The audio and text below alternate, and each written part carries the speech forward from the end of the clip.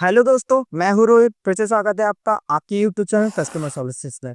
दोस्तों, आज का जो हमारा वीडियो होने वाला है वो एटीएम के चार्जेस और आरबीआई द्वारा 31 मार्च 2026 तक जो बदलाव होने वाले हैं उनके एक इम्पोर्टेंट टॉपिक पर होने वाला है। होता क्या है कि आम आदमी के लिए उसकी जेब पे जो खर्चे बढ़ने वाले हैं, आज हम उसी जो है वीडियो के लिए हम डिस्कस करने वाले हैं। जो भी आरबीआई के द्वारा एटीएम्स पर और बैंकों के द्वारा ट्रांजेक्शन पे जो भी चेंजेस किए गए हैं, ये मैं आज इस वीडियो के माध्यम से आपके सामने जो है ला रहा हूँ।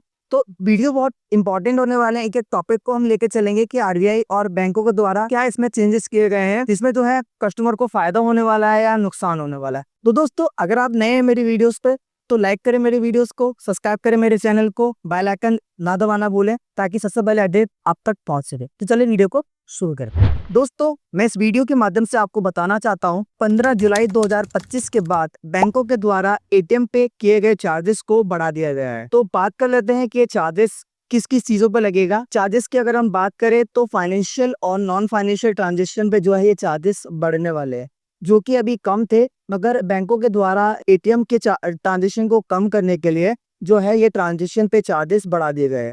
अब बात कर लेते हैं कि ये फाइनेंशियल ट्रांजेक्शन और नॉन फाइनेंशियल ट्रांजेक्शन होता क्या है। तो फाइनेंशियल ट्रांजेक्शन की अगर हम बात करें तो कस्टमर के द्वारा एटीएम में जाकर जो हम पैसे का विड्रॉल करते हैं एटीएम से, इसको हम फाइनेंशियल ट्रांजेक्शन बोलते हैं। अब बात कर लेते हैं non financial transaction. Non financial transaction के अंदर क्या होता है कि आप जब एटीएम में जाने के बाद बैलेंस की इंक्वायरी करते हैं, मिनी स्टेटमेंट करते हैं, एटीएम का पिन जनरेट करते हैं, या और भी जो है नॉन फाइनेंशियल ट्रांजेक्शन करते हैं जिसमें कैश का लेन देन नहीं होता है, तो ऐसे ट्रांजेक्शन जो है एटीएम नॉन फाइनेंशियल ट्रांजेक्शन के अकॉर्डिंग काउंट करता है। होता है क्या है कि आरबीआई ने जो है बैंकों को एक रूल आउट किया है और बैंकों ने जो है कुछ ट्रांजेक्शन निर्धारित कर दिए गए। अगर हम होम बैंक की बात करें, होम बैंक का मतलब जैसे जिस बैंक में आपका अकाउंट है, अगर आप उसी के एटीएम से जाकर ट्रांजेक्शन करते हैं, तो अगर वो मेट्रो सिटी में आता है तो उसमें 3 ट्रांजेक्शन होते हैं, अगर वो नॉन मेट्रो सिटीज में आता है तो वहाँ आपके 5 ट्रांजेक्शन फ्री होते हैं। ऐसी बात कर लेते हैं हम नॉन होम बैंक की बात कर लेते हैं। जैसे अगर मेरा account state bank of India में है और मैं बैंक ऑफ बड़ौदा के एटीएम से पैसा निकालना चाहूंगा, तो मेट्रो सिटीज में मुझे 3 ट्रांजेक्शन फ्री मिलेंगे और नॉन मेट्रो में जो है 5 ट्रांजेक्शन मिलेंगे। तो ये जो 5 ट्रांजेक्शन होंगे ये इंक्लूडिंग रहेंगे फाइनेंशियल और नॉन फाइनेंशियल के।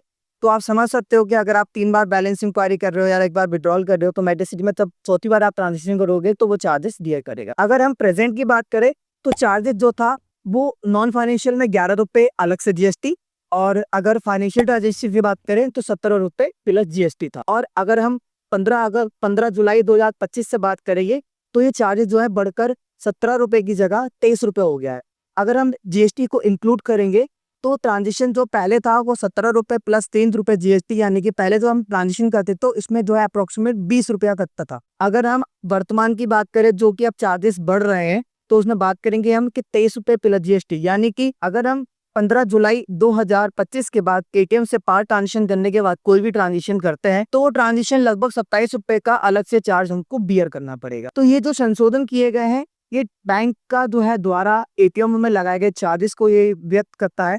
कस्टमर के प्रति जो एटीएम पे डिपेंडेंसी है, जो कैश पे डिपेंडेंसी है, वो कम हो जाए और जो लोग जो है एटीएम से ट्रांजेक्शन कम करे और डिजिटल चैनल्स पे जो है ज्यादा फोकस करे। ये तो था हमारा पार्ट 1। अब हम सेकंड पार्ट की बात करते हैं कि आपने थंबनेल में देखा होगा कि कुछ रूमर्स चल रहा है कि 500 का नोट 31 मार्च 2026 के बाद बंद होंगे या नहीं होंगे। आप देख रहे होंगे कि आपको एक स्क्रीन दिखाई दे रही होगी।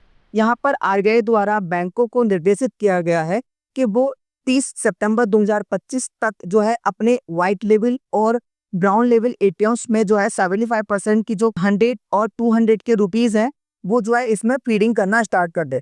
आप देख रहे होगे जब से 2000 के नोट बंद हुए हैं, कस्टमर के द्वारा जब भी एटीएम से कैश विड्रॉल किया जाता है तो मोस्ट प्रोबेबली जो है 500 के नोट्स को जो है एटीएम जो है विड्रॉल करके आपको प्रोवाइड करता था। बट आरबीआई ने कहा कि नहीं, जब हम 200 और 100 के नोट क्या कहते हैं बना रहे हैं तो एटीएम्स में जो है इन नोटों का होना भी बहुत जरूरी है।